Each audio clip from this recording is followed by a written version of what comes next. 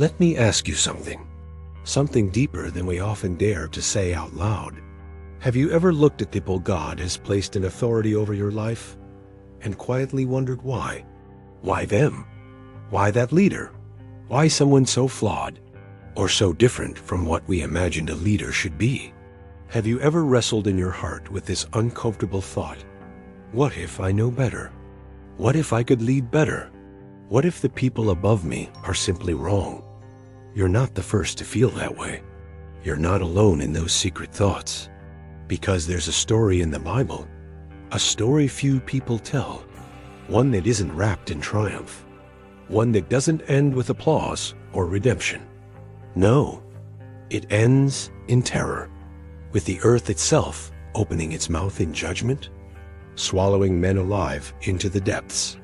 It's a story about rebellion, about pride, about hearts that hardened themselves against God's order, convinced they deserved more. It's about a man named Korah, a man who dared to rise up, who convinced others to rise with him, against the one God himself had chosen.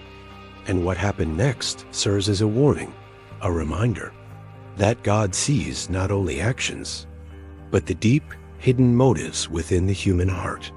So I invite you, stay with me, because this story is more than ancient history. It still speaks to us, to our ambitions, to our questions. This is the story of Korah, and what happens when pride blinds a man to the holiness of God's design. What begins as a whisper rarely stays a whisper. The people of Israel were tired, exhausted from the long, endless days in the wilderness, frustrated by the unknown, burdened by uncertainty.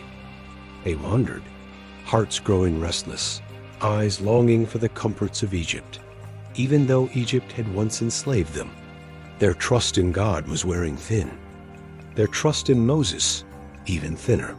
And in the midst of this discontent, a man stepped forward, Korah, a Levite, a man with a lineage of privilege, but a heart swelling with envy. He didn't start with an open confrontation. No, he began with whispers, with questions, with subtle seeds of doubt planted among those already weary.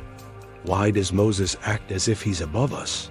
Aren't we God's people just as much as he is? Aren't we holy too? Shouldn't we also have a say? Shouldn't we lead too? The whispers found ears eager to listen, hearts already resentful, already looking for someone to blame for their wandering, their hunger, their thirst. And soon, those whispers grew into a movement. Korah gathered others, not just any men, but leaders, 250 respected men, influential voices within the camp, men with reputations, men with followers of their own. Together, they approached Moses and Aaron, but they didn't come in humility. They didn't come seeking understanding or wisdom. They came clothed in arrogance, with hearts puffed up by pride, and with words sharp as accusations. You take too much upon yourselves.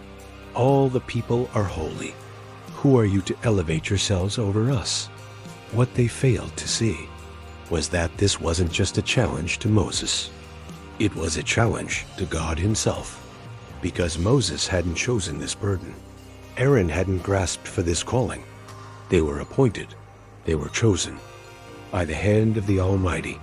But pride blinds the heart, and rebellion always begins with the question, why not me? What Korah didn't realize was that questioning God's chosen order would awaken something far more dangerous than his pride. He thought this was a matter of power, of position, of Moses exalting himself, of Aaron grabbing for authority. What he couldn't see, what pride had blinded him from realizing, was this simple, sacred truth. Moses hadn't chosen himself. Aaron hadn't seized his title. They were appointed, set apart, by God's own hand. To challenge them was to challenge the Lord. Moses knew it. Aaron knew it. And so Moses did what few leaders today would do in the face of rebellion. He didn't argue. He didn't defend himself with anger. He didn't cling to his position in fear. He fell face down in sorrow, in humility, before God, because Moses understood something deeper than pride, deeper than position. This wasn't about him. This was about the holiness of God. Through grief, through tears, Moses spoke. Tomorrow, the Lord will show who belongs to him. Bring your censers. Offer your incense. Stand before him. Let God decide. No shouting. Just a quiet, confident surrender to the justice of God. Because Moses knew the ground beneath them would not lie. Heaven would not be silent. This was never about Moses' authority. It was, and had always been, about God's holiness. The next day, as the sun rose, 250 men stood boldly before the Lord, incense burning in defiance, hearts hardened in rebellion. But Korah wasn't alone, because pride rarely stays isolated. Like a disease, it spreads, infecting hearts already weakened by bitterness. 2 more men rose up beside him, Dathan and Abiram, voices dripping with contempt, eyes blind with arrogance. They refused to even acknowledge Moses' call. "We won't come when you summon us," they spat. And then the mockery deepened. They twisted the truth, rewrote the story in their own favor. "You brought us out of Egypt, the land of milk and honey, for this? To die in this wilderness? Do you hear the irony? Egypt, a land of slavery, now called milk and honey." Their bitterness had so clouded their hearts, they could no longer see reality. Freedom looked like death. Bondage looked like blessing. That's what pride does. It blinds us to truth. It hardens us to wisdom. It convinces us we know better, even better than God himself. Dathan and Abiram weren't just rejecting Moses. They were rejecting the journey, rejecting the promise, rejecting the very hand of God guiding them through the wilderness. And rebellion spreads like wildfire. What started as a whisper in Korah's tent had become an open defiance echoing through the camp. And still Moses did not retaliate. He brought it all to God. And then the day arrived. The moment had come. The stage was set. Proud hearts stood face to face with the holiness of the Almighty. Korah, Dathan, Abiram, and the 250 men who had followed them into rebellion. They stood bold, unshaken, holding their censers, small vessels filled with incense, lifted high in defiance. They weren't trembling. They weren't repenting. They were waiting, waiting to be vindicated, waiting for the heavens to prove them right. For God to strike down Moses, not them. But Moses knew. And through sorrowful words, he warned the people once more. Move away from their tents. Do not touch anything that belongs to them, lest you too be swept away by their sin. And then it happened. Something no one had expected. Something no human hand could orchestrate. The earth beneath them trembled. The ground beneath their feet began to split. The earth itself opened its mouth wide before their cries could even rise to the heavens. They were gone. Korah, Dathan, Abiram, their families, their possessions, swallowed alive, buried beneath the earth, vanished as though they had never existed. But judgment was not finished. From the sky, fire fell, a consuming fire from the very presence of God. The 250 men, standing with their censers in arrogant defiance, were consumed, burned. Not one survived. No room left for questions. No space left for doubt. God had answered, not through words, but through fire and earth and holy judgment. The earth had swallowed Korah. Fire had fallen. Judgment had come. And for a moment, holy fear returned. The people cried out in terror. What if the earth swallows us too? Panic spread through the camp like wildfire. Hearts raced, voices trembled. Finally, they seemed to understand. This wasn't about Moses. This wasn't about Aaron. This was about standing in the presence of a holy and living God. But fear fades quickly, and pride dies slowly, because the very next day, the people complained again, blind, bitter, still missing the point entirely. How could Moses kill the people of the Lord? As if Moses held the power, as if Aaron commanded the earth to open, as if man, not God, had decided the outcome. Still, they did not see. Still, they did not understand. And so, judgment returned. This time, not by fire, not by the ground. A plague broke out among them, swift, severe. Thousands fell, gasping, dying, under the weight of divine judgment. And yet, in the middle of this devastation, one truth shone brighter than ever. Moses and Aaron interceded.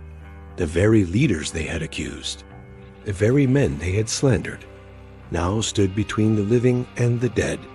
Aaron ran with his censer, offering incense before God, not in defiance, but in humility, in mercy, pleading for lives that had cursed him only hours before. And there, between the plague and the people, between wrath and mercy, the plague stopped. Because when God chooses his leaders, he also gives them hearts willing to stand in the gap, even for those who reject them. What does all of this teach us about ourselves? About pride? About God? This story, it leaves us wondering, why would God answer so harshly? But look deeper. It's more than a terrifying account of judgment. It's a warning, wrapped in mercy. Because this story was never really about Moses. It wasn't about leadership struggles. It wasn't about popularity or power. It was, and always has been, about the holiness of God, about honoring his order, respecting his choices, trusting his design, even when we don't understand it. Korah's rebellion is not just ancient history. It's a mirror, a reflection of what happens when pride takes root in the human heart. Pride leads us to destruction. It blinds us. It convinces us we know better than God. It whispers, "You deserve more. You deserve better. You could lead. You could rule." But rebellion against God's authority is rebellion against God himself. And sometimes, when hearts refuse to listen, when arrogance deafens us to truth, the earth must speak, fire must fall, and judgment must come. Yet even here, even in this terrifying moment, there is mercy, because this story still speaks to us today, before it's too late, before pride hardens us beyond repentance. The whispers of pride, they didn't die with Korah. They still echo today. Rebellion still rises. It creeps quietly into our hearts, into our churches, into our relationships with those God has placed over us. We still think we know better, that we could lead better, that we deserve more. But the truth remains unchanged. God's ways are not our ways. His holiness is not something we question, not something we negotiate. It is something we honor, something we fear, something we obey. God appoints leaders. He establishes order. He humbles the proud, but gives grace, abundant, undeserved, beautiful grace to the humble. Like Moses, like Aaron, we are not called to fight for position. We are not called to demand recognition. We are called to humility, to trust, to obedience, even when we don't understand. Because rebellion always leads to ruin, but obedience leads to life, to peace, to blessing, to the quiet assurance that we are exactly where God has placed us, for his glory. Maybe today, you're wrestling with questions about leadership, about fairness, about why God chooses some and not others. Maybe you've wondered, why them and not me? Why does God's plan seem hidden or hard to accept? But don't let pride cloud your vision. Don't let bitterness pull your heart into quiet rebellion. Instead, seek humility, seek peace, seek the one who holds the earth. and your future in His hands. Because in the end, this story isn't just about Korah. It's about us. It's about every heart that struggles with surrender, with trust, with waiting for God's perfect timing. If this story opened your eyes, if it stirred something deep within you, don't forget to like this video, share it, and subscribe. Every week, we uncover the hidden stories of the Bible. Stories not just about the failures of men, but about the unwavering holiness, mercy, patience, and the unmatched authority of God. Thank you for being here. Thank you for watching. And remember, obedience leads to life. Humility opens the door to blessing. And God's ways, though mysterious, are always good. See you in the next story.